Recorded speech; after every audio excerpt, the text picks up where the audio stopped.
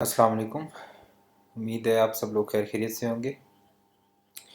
तो हम लोग लास्ट टाइम एक फ़ोन बुक की एप्लीकेशन बना रहे थे, तो वहीं से इसको जो है कंटिन्यू करते हैं और इसे कंप्लीट करते हैं। तो इसके अंदर ये मैंने ये लिस्ट व्यू ऐड की थी फ़ोन बुक की एप्लीकेशन के लिए, और दो बटन्स ऐड किए थे। दो मेरे पास एडिट टेक्स्ट थे। एक में नाम मैं ऐड कर सकता था नया, और एक में मैं नंबर ऐड कर सकता था नया। नाम और नंबर ऐड करके मैं सेव करता था, तो वो लिस्ट के अंदर ऐड हो जाते थे। अच्छा, कुछ मुझे सवालात मिले हैं आप लोगों की तरफ से कि जो है वो रिसाइकल व्यू के बारे में। और अभी हम जो है वो लिस्ट व्यू को कवर करते हैं, कुछ आगे जाके हम लोग फिर रिसाइकल व्यू को भी कवर करेंगे। तो जब हम रिसाइकल व्यू को कवर कर रहे होंगे तो फिर मैं ज़रा आपको फिर वहाँ पे एक्सप्लेन करूँगा कि किस सिनेरियो के अंदर आपने जो है वो लिस्ट व्यू को यूज़ करना है और किस सिनेरियो में रिसाइकल व्यू यूज़ करना है। फ़िलहाल आप इस बात को समझ लें कि जो है वो आपके लिए दोनों का समझना ज़रूरी है, दोनों को कवर करना ज़रूरी है। तो अभी ये लिस्ट व्यू को ठीक तरीके से कवर कर लेते हैं। जब हम रिसाइकल व्यू को कवर करेंगे, दोनों सिनेरियोज उस वक्त डिस्कस कर लेंगे कि लिस्ट व्यू कैसी, किस किस्म की एप्लीकेशन हो तो आपने लिस्ट व्यू को इस्तेमाल करना है, और किस किस्म की एप्लीकेशन हो तो आपने रिसाइकल व्यू को इस्तेमाल करना है। तो इसके अंदर ये है कि अ, हम लोग जो है अ, अभी एक कोई एंट्री डिलीशन की तरफ जाते हैं। अच्छा, कुछ इस तरह के क्वेश्चंस भी मुझे मिले हैं कि हम जो चेंजेस कर रहे हैं, यानी जो नाम ऐड करते हैं, वो जब तक एप्लीकेशन रन हो रही होती है तो उसके अंदर तो वो जो नए नाम हमने ऐड किए होते हैं वो अवेलेबल होते हैं। और जैसे ही हम एप्लीकेशन को बंद करते हैं और दोबारा उसको ओपन करते हैं तो क्या होता है कि वो जो चेंजेस आई हुई होती हैं वो जो है डिलीट हो जाती हैं। तो ऑब्वियसली ऐसा ही होगा, क्योंकि अभी जो हम चेंजेस कर रहे हैं ये रैम के अंदर कर रहे हैं, और जो आपकी वोलेटाइल मेमोरी है उसमें चेंजेस कर रहे हैं। और जो चेंजेस हो रही हैं इनको हम परमानेंटली अभी तक सेव नहीं कर रहे, ठीक है। तो उसकी तरफ भी हम जाएंगे कि परमानेंटली कैसे सेव करनी है, और कहाँ कहाँ पे किस किस तरीके से इसको सेव किया जा सकता है। तो अभी बात को बढ़ाते हैं और थोड़ा सा वेट करें इन क्वेश्चंस का कि जो है वो आंसर्स आपको मिल जाएंगे। तो अभी हम जो है हमने क्या किया था कि ये कुछ नाम थे, ये हमने कोड के अंदर जो है वो इनको हमने पहले से हार्ड कोड किया हुआ था। तो हम इसके अलावा जो नाम ऐड कर रहे थे वो यहाँ से ऐड कर रहे थे, ठीक है। और डिलीट फ़िलहाल हम लोगों ने नहीं किया था। तो डिलीट करने के लिए हमने एक फ़ंक्शन बनाया था ये डिलीट करने के लिए। और इस फंक्शन ने करना ये है कि जो एंट्री भी सिलेक्ट हुई हो, जब मैं डिलीट का बटन दबाऊं तो ये वो वाली एंट्री जो है वो डिलीट हो जानी चाहिए, ठीक है। और ऑब्वियसली ये जो डिलीशन होगी ये भी रैम के अंदर होगी, ठीक है। जैसी मेरी ऐप बंद होगी और दोबारा रन होगी तो ये जितने भी हार्ड कोडेड नाम और नंबर हैं सिर्फ यही रह जाएंगे। तो हम थोड़ा आगे जाके ये देखेंगे कि जो मैंने चेंजेस एक दफ़ा कर दी वो चेंजेस फिर परमानेंट रहनी चाहिए, ठीक है। और ऑब्वियसली ये भी चीज़ तुक नहीं बनाती कि मेरी फ़ोन बुक की एप्लीकेशन जो है वो जब रन हो तो उसके अंदर ये कुछ नाम पहले से और नंबर कुछ पहले से हों। तो ये हो सकता है कि कोई हम इमरजेंसी का नंबर या कोई पुलिस के कांटेक्ट का नंबर या कुछ इस किस्म के जो नंबर हैं, जो एम्बुलेंस के नंबर, इस तरह के नंबर हार्ड कोडेड रख दें। लेकिन जनरली होना यही चाहिए कि जब फ़ोन बुक की एप्लीकेशन मेरी इंस्टॉल हो तो उस वक्त उसके अंदर कोई नाम और नंबर ना हो, और मैं बाद में अपने नाम और नंबर खुद ऐड करूं। लेकिन अभी समझाने के लिए ये कुछ नाम और नंबर मैंने इसके अंदर पहले से जो है वो लिखे हुए हैं। लेकिन थोड़ा आगे जाके जब हम परमानेंट डिलीशन और परमानेंट जो है वो एडिशन की बात करेंगे तो ये रैम वाली जो जो कबाहत है इसके अंदर वो ख़त्म हो जाएगी। तो अभी फ़िलहाल जो हम डिलीट कर रहे हैं वो सिर्फ रैम के अंदर होंगे, जब तक एप्लीकेशन रन होती रहेगी। वो जो मैं एडिट करूँगा नंबर, जो नए नाम डालूँगा या पुराने जो नाम डिलीट करूँगा, वो सिर्फ जो है वो जिस वक्त तक रन होती रहेगी एप्लीकेशन, उस वक्त तक ही ये बात इफेक्टिव होगी। ठीक है, तो पहले देख लेते हैं कि हमने जो ये फंक्शन बनाया था, क्या ये फंक्शन जो है वो मेरे पास ऑन क्लिक के ऊपर इसकी कॉल बैक रूटीन बना हुआ है कि नहीं बना हुआ। तो हम यहाँ पे देख रहे हैं कि वो नंबर जो है वो जो जो फंक्शन हमने बनाया था वो इस बटन की कॉल बैक रूटीन बना हुआ है। ठीक है, तो हमने क्या करना है कि इसके अंदर जाके जो है वो li डॉट रिमूव का फंक्शन हमने यूज़ करना है। ठीक है, और ये रिमूव का फंक्शन जो होगा ये क्या करेगा, ये रिमूव का फंक्शन जो है वो इसको मैं इंडेक्स दे सकता हूँ और उस ऑब्जेक्ट की वैल्यू भी दे सकता हूँ, लेकिन हम फिलहाल इंडेक्स देंगे कि इस इंडेक्स के ऊपर जाके जो है उस वैल्यू को डिलीट कर दो। ठीक है, li से भी डिलीट कर दो, यानी कि नाम से भी डिलीट कर दो, और फ़ोन नंबर्स के से भी डिलीट कर दो। और ये एंट्री होगी कौन सी, ये वो एंट्री होगी जो कि सिलेक्ट हुई भी होगी। ठीक है, यानी कि जो यूज़र ने सिलेक्ट की है। ठीक है, और अब हमें कैसे पता चलेगा कि यूज़र ने जो है कौन सी वाली एंट्री जो है उसको सिलेक्ट किया हुआ है। तो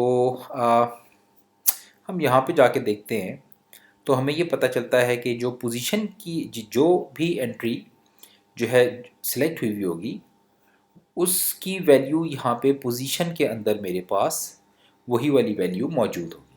ठीक है, लेकिन ये जो पोजीशन की जो वैल्यू है, यानी मैं जिस भी जब मैं एप्लीकेशन को रन करता हूँ तो मैं जिस एंट्री को भी क्लिक करूँगा, उस एंट्री को क्लिक जैसे ही मैं करूँगा तो हमने क्या किया था, एक टोस्ट जनरेट किया था ना। तो जब मैं क्लिक करता था तो क्या होता था कि एक फंक्शन कॉल हो जाता था, ओन आइटम क्लिक का फंक्शन कॉल हो जाता था, और इसके अंदर इस पोजीशन की वैल्यू के अंदर ये जो एक मेरे पास वेरिएबल था, ये आई के नाम से भी हो सकता है, पोजीशन के नाम से भी हो सकता है। इसके अंदर इस वेरिएबल के अंदर ये वैल्यू होती थी कि गुई के ऊपर कौन से वाले आइटम पे क्लिक हुआ है। ठीक है, जिस नंबर के आइटम पे क्लिक हुआ था इस पोजीशन के अंदर वही वैल्यू मौजूद होती थी। ठीक है, तो अब जो है लेकिन मसला ये है कि ये जो वेरिएबल है ये तो लोकल है, सिर्फ इस फंक्शन के अंदर ही ये मुझे नज़र आ रहा है, और ये जो फंक्शन है ये भी एक क्लास का मेंबर है, ये मुझे दूसरे किसी वेरिएबल के अंदर तो नज़र नहीं आएगा ना। तो इसलिए मैं इसे बाहर निकालने के लिए क्या करूँगा, एक वेरिएबल यहाँ पे बना लूँगा। ठीक है, यहाँ पे मैं एक वेरिएबल बना लूँगा सिलेक्टेड आइटम के नाम से। ठीक है, और इसको एक वैसी ज़ीरो वैल्यू दे देते हैं। तो इस ज़ीरो वैल्यू देने का मुझे नुकसान ये होगा कि मैं जब इसको जो है वो चलें इसको -1 कर देते हैं फ़िलहाल, लेकिन ज़ीरो अगर देंगे तो उसका नुकसान ये होगा कि अगर शुरू में ही किसी ने बटन को ज़ीरो क्लिक कर दिया, ज़ीरो को के वक्त शुरू में ही डिलीट के बटन को क्लिक कर दिया, तो होगा ये कि जो पहली वाली एंट्री होगी वो विदाउट सिलेक्शन डिलीट हो जाएगी। ठीक है, इसका भी तरीकाकार होता है, इसको नेगेटिव दे देते हैं, या इसको जो है हम जो है बाद में जो है ये कर सकते हैं कि हम देखें कि सिलेक्ट वहाँ से बटन क्लिक हुआ है कि नहीं हुआ हुआ, सिलेक्ट हुआ हुआ कि कोई वैल्यू सेलेक्ट हुई हुई है या नहीं हुई हुई। चलिए 12 -1 करके देखते हैं। ठीक है, और फिर क्या होगा कि हम यहाँ पे सिलेक्टेड वाली जगह पे, इस जगह पे हम क्या करेंगे कि कर देंगे कि selected item is equal to position. ठीक है, अब क्या होगा कि जब कोई भी वैल्यू को गुई के अंदर से किसी भी नंबर के किसी भी नाम को जो है यूज़र सेलेक्ट करेगा, तो ऑटोमेटिकली एक मेरे पास ग्लोबल वेरिएबल है, इसके अंदर जो है वही पोजीशन सेव हो जाएगी। अब चाहे इस फंक्शन से कोड निकल भी जाए, मुझे किसी भी दूसरे फंक्शन के अंदर ये मालूम होगा कि गुई के अंदर जो है कौन सा वाला आइटम सेलेक्ट हुआ हुआ है। ठीक है, तो मैं उसके बाद क्या करूँगा कि ये सिलेक्टेड आइटम की वैल्यू को यूज़ करते हुए उस आइटम को डिलीट कर दूँगा। ठीक है, तो देखते हैं कि ये हमारी टैक्टिक्स कितनी काम करती है। तो देखते हैं कि इसके अलावा हमें कोई चीज़ इसमें इम्प्रूव करनी है कि नहीं करनी।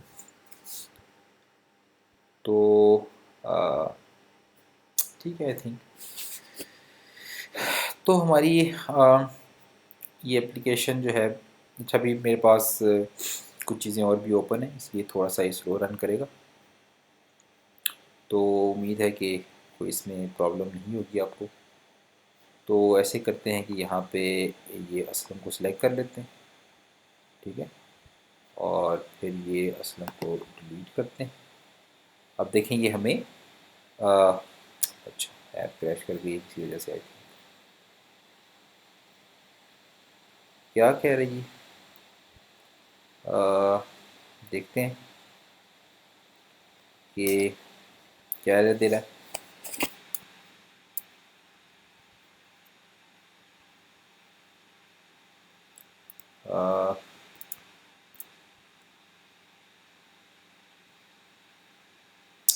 फेडरल एक्सेप्शन मेन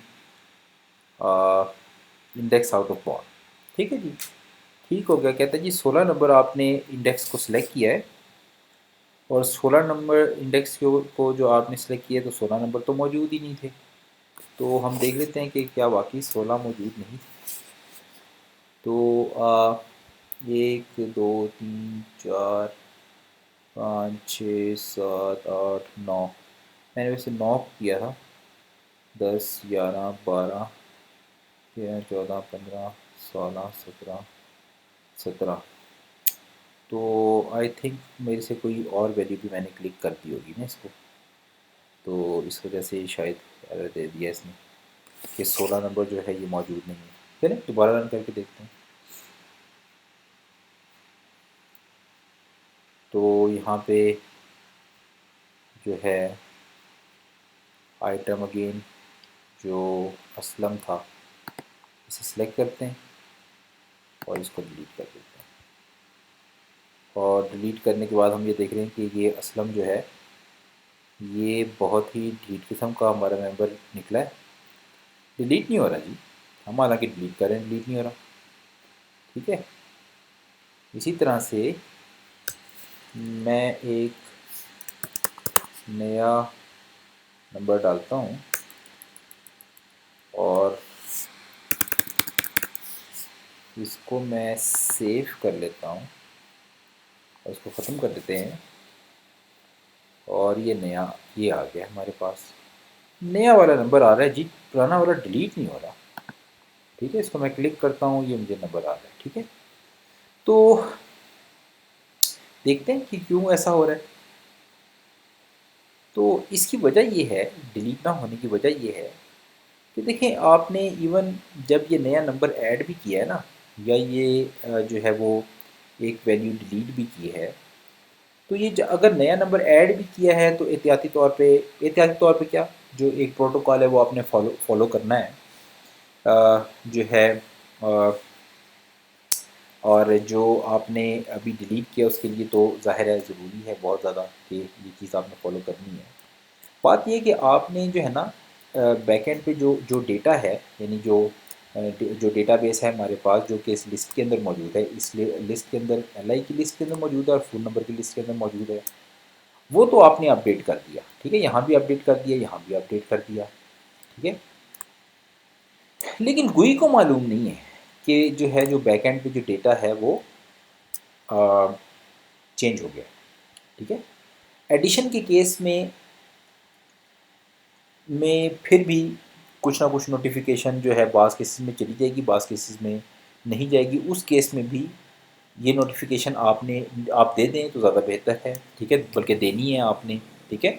लेकिन डिलीशन के केस में तो आपने लाजमी जो है वो डिलीशन के केस में नोटिफिकेशन खुद देनी है कि जो है कि एक एंट्री जो है उसको मैंने डिलीट कर दिया है या जो डेटाबेस है वो अपडेट हो गया, ठीक है। तो मतलब ये कि देखिए ना, गुई के ऊपर मेरे पास लिस्ट व्यू थी, बैकएंड पे मेरे पास लिस्ट थी, डेटा था, बीच में एक ब्रिज था। अब क्या हुआ कि जो गुई है ना, गुई को नहीं मालूम कि डेटाबेस किस किस्म का है, डेटाबेस लिस्ट है या डेटाबेस किसी और शक्ल का है। उसको सिर्फ ये मालूम है कि इस ब्रिज पे डेटा क्या पड़ा हुआ है। तो अब जब डेटाबेस में मैं वैल्यू को अपडेट कर लूँगा ना, तो GUI को कुछ पता नहीं चलेगा कि जो है वो डेटाबेस जो है वो जो डेटा है बैकएंड पे वो चेंज हो गया है। तो क्या होगा कि मुझे एक नोटिफिकेशन भेजनी पड़ेगी कि GUI को ये बताएगा कि जो ब्रिज के ऊपर जो डेटा है वो जो पीछे डेटाबेस है उसके ऊपर डेटा चेंज हो गया है। तो जो है इसलिए तुमने नया वाला जो डेटा है वो तुम उठा लो, ठीक है। तो इससे क्या होगा कि जो GUI होगी वो होगी थ्रू ब्रिज या वो जो अडेप्टर है उसके के थ्रू क्या करेगा, जो नया डेटा होगा उसको उठा लिया करेगा, ठीक है। तो इसका तरीक़ाकार ये है कि जो हमारा अडेप्टर अरे अडेप्टर था वो उसका एक फंक्शन है। अब ये क्यों मुझे इस वक्त शो नहीं कर रहा, इसलिए नहीं शो कर रहा कि अरे अडेप्टर जो है वो लोकल है, ठीक है। तो ये मुझे काम करने के लिए इस अरे अडेप्टर को जो होगा वो ग्लोबल करना पड़ेगा, ठीक है। इस अरे अडेप्टर को मुझे ग्लोबल करना पड़ेगा, मतलब इसको जो है वो मुझे क्लास वेरिएबल बनाना पड़ेगा, ठीक है। तो मैं इसको क्लास वेरिएबल बना देता हूँ ताकि ये दूसरे फंक्शन के अंदर भी मुझे नज़र आता रहे।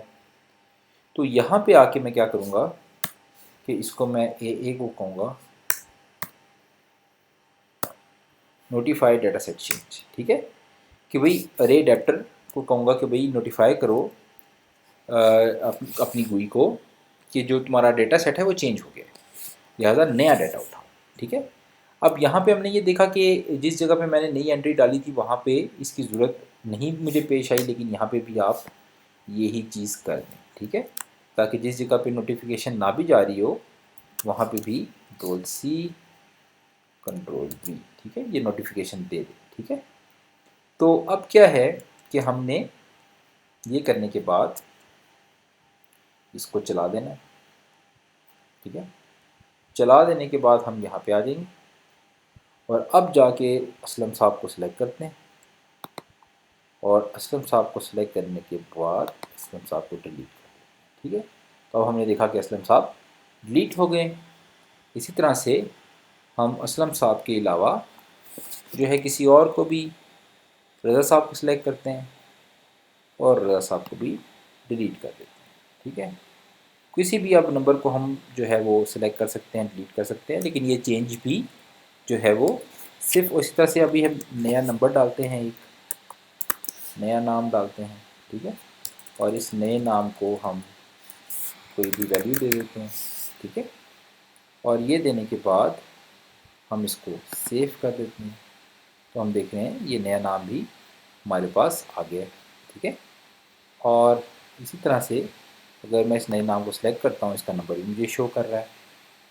तो लिहाजा भी हमने देखा कि नया नाम भी ऐड हो रहा है, डिलीट भी हो रहा है, ठीक है। और इसको हम बंद कर देते हैं। अब हम ये देख लेते हैं कि चलें इस वीडियो को भी यहाँ पे रोकते हैं और अगली वीडियो के अंदर फिर बात को आगे बढ़ाते हैं। तो अगली वीडियो तक के लिए अल्लाह हाफिज़।